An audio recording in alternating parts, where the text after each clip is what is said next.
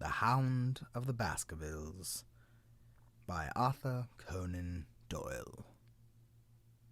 Chapter 1. Mr. Sherlock Holmes. Mr. Sherlock Holmes, who was usually very late in the mornings, save upon those not infrequent occasions when he was up all night, was seated at the breakfast table. I stood upon the hearthrug and picked up the stick which our visitor had left behind him the night before.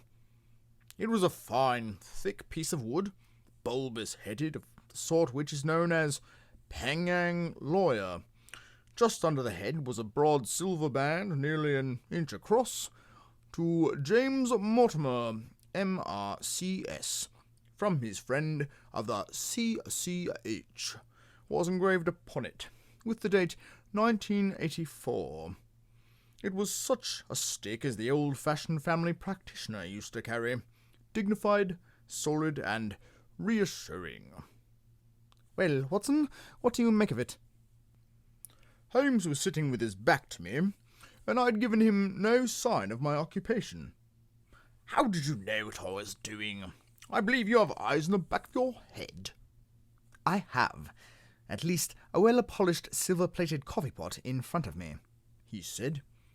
But tell me, Watson, what do you make of our visitor's stick, since we have been so unfortunate as to miss him and have no notion of his errand? This accidental souvenir becomes of importance. Let me hear you reconstruct the man by the examination of it. "I think," said I, following as far as I could the methods of my companion, "that Dr. Mortimer is a successful elderly medical man, well esteemed, since those who know him give him his mark of their appreciation." "Good," said Holmes. "Excellent." "I think also that the probability is in favour of his being a country practitioner, who does a great deal of his visiting on foot." "Why so?" "Because this stick, though originally very handsome, one has been so knocked about that I can hardly imagine a town practitioner carrying it. The thick iron ferrule is worn down, so it is evident that he has done a great amount of walking with it." "Perfectly sound," said Holmes. "And then again there is the Friends of the C.C.H. I should guess that to be the something hunt, the local hunt of whose members he has possibly given some surgical assistance, and which has made him a small presentation in return." "Really, Watson, you excel yourself," said Holmes, pushing back his chair and lighting a cigarette. "I am bound to say that in all the accounts which you have been so good as to give my own small achievements, you have habitually underrated your own abilities. It may be that you are not yourself luminous, but you are a conductor of light.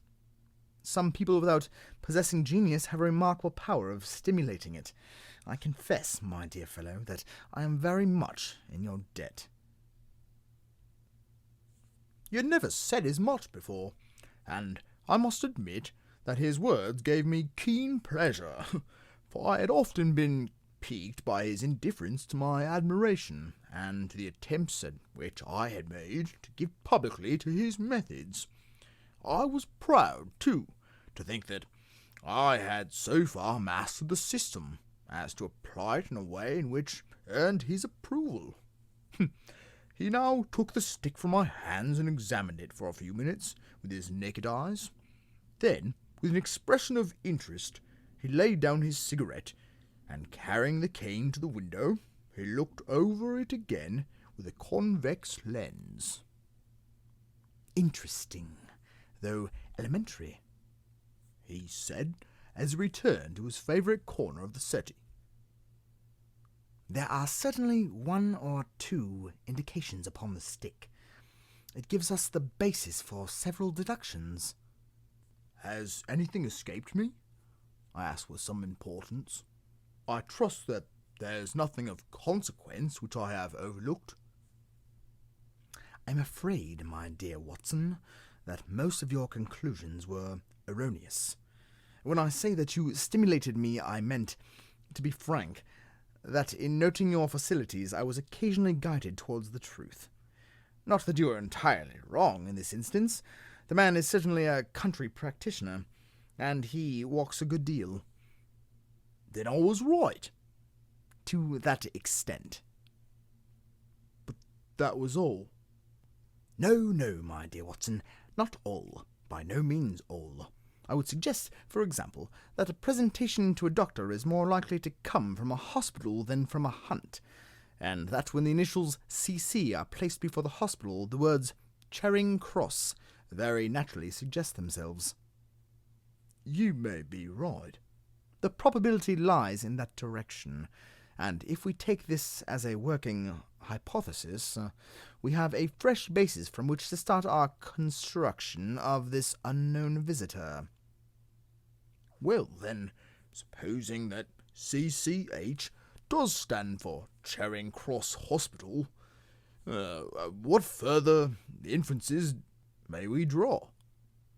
Do none suggest themselves? You know my methods. Apply them. Oh, I can only think of the obvious conclusion, that the man has practised in town before going to the country. I think that we might venture a little farther than this. Look at it in this light. On what occasion should it be most probable that such a presentation would be made? When would his friends unite to give him a pledge of their goodwill? Obviously, at the moment when Dr. Mortimer withdrew from the service of the hospital in order to start a practice for himself. We know there has been a presentation. We believe there has been a change from a town hospital to a country practice. Is it, then, stretching our inference to go far to say that the presentation was on the occasion of the change? It certainly seems probable. Now, you will observe that he could not have been on the staff of the hospital, since only a man well established in a London practice could hold such a position, and such one would not drift into the country. What was he, then? If he was in the hospital and yet not on the staff, he could only have been a house surgeon or a house physician, little more than a senior student. And he left 5 years ago. The date is on the stick. So your grave middle-aged family practitioner vanishes into thin air, my dear Watson, and there emerges a young fellow under 30, amiable, unambitious, absent-minded, and the possessor of a favourite dog, which I should describe roughly as being larger than a terrier and smaller than a mastiff. I laughed incredulously at Sherlock Holmes, leaned back in his settee, and blew little wavering rings of smoke up to the ceiling.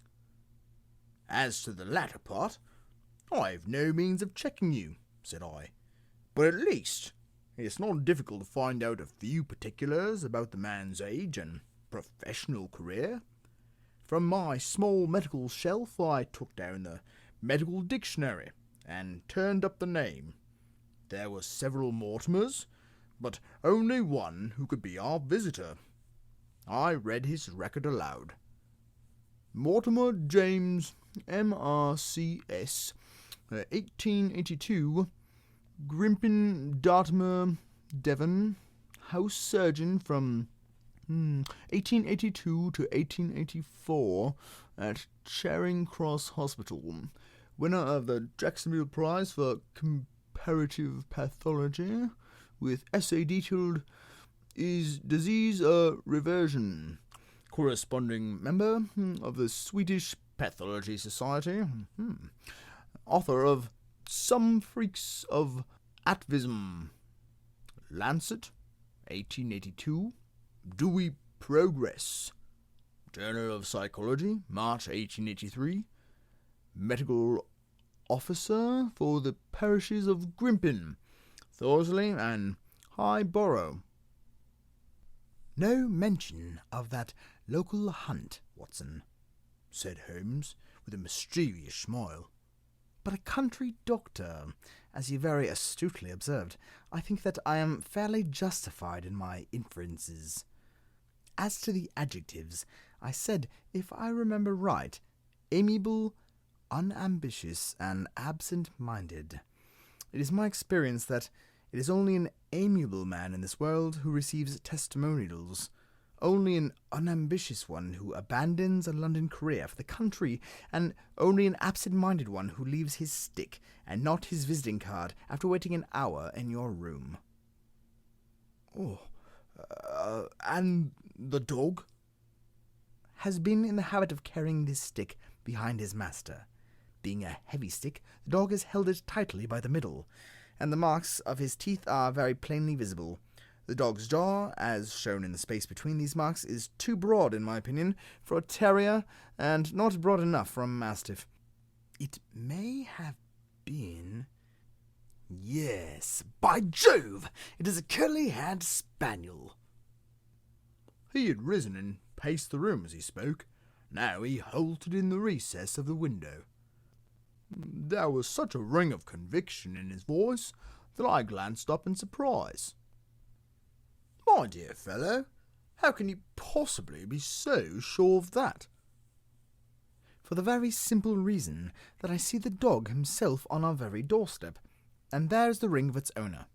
Don't move, I beg you, Watson. He is a professional bother of yours, and your presence may be of assistance to me.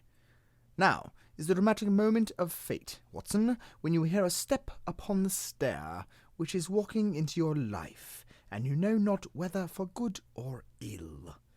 What does Dr. James Mortimer, the man of science, ask of Sherlock Holmes, the specialist in crime?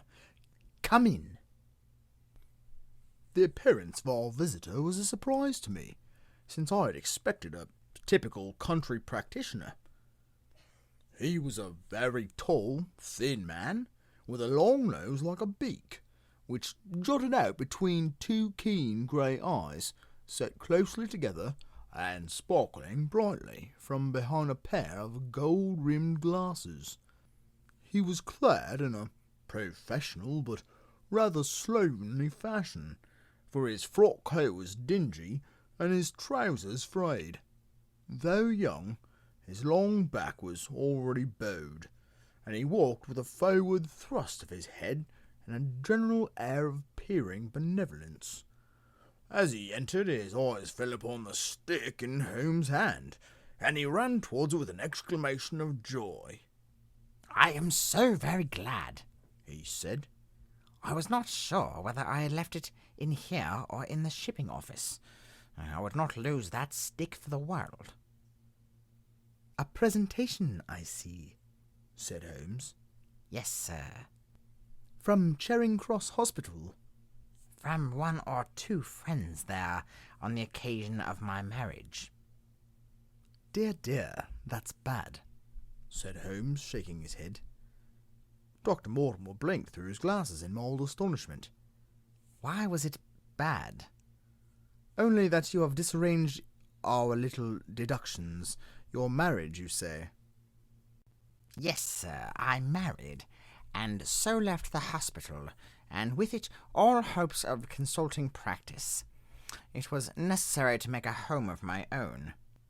Come, we are not so far wrong after all, said Holmes. And now, Dr. James Mortimer. Mr. a humble M.R.C.S. And a man of precise mind, evidently. A dabbler in science, Mr. Holmes. A picker up of shells on the shores of the great unknown ocean. I presume that it is Mr. Sherlock Holmes whom I am addressing, and not... No, this is my friend Dr. Watson. Glad to meet you, sir. I have heard your name mentioned in connection with that of your friend. You interest me very much, Mr. Holmes. I had hardly expected so dolichocephalic a skull or such well-marked supraorbital development. Would you have any objection to my running my finger along your parietal fissure? A cast of your skull, sir, until the original is available, would be in ornament to any anthropological museum. It is not my intention to be fulsome, but I confess that I covet your skull." Sherlock Holmes waved our strange visitor into a chair. "You are an enthusiast in your line of thought, I perceive, sir, and as am I in mine," he said. "I observe from your forefinger that you make your own cigarettes. Have no hesitation in lighting one." The man drew out paper and tobacco, and twirled the one up in the other with surprising dexterity. He had long, quivering fingers, as agile and restless as the antennae of an insect. Holmes was silent, but his little darling glances showed me the interest which he took in our curious companion. "I presume, sir," he said at last, "that it was not merely for the purpose of examining my skull that you have done me the honour to call me last night and again today." "No, sir, no. Though I am happy to have had the opportunity of doing that as well. I came to you, Mr. Holmes, because I recognize that I am myself an unpractical man, and because I am suddenly confronted with a most serious and extraordinary problem, recognizing, as I do, that you are the second highest expert in Europe." "Indeed, sir. May I inquire who has the honour to be the first?"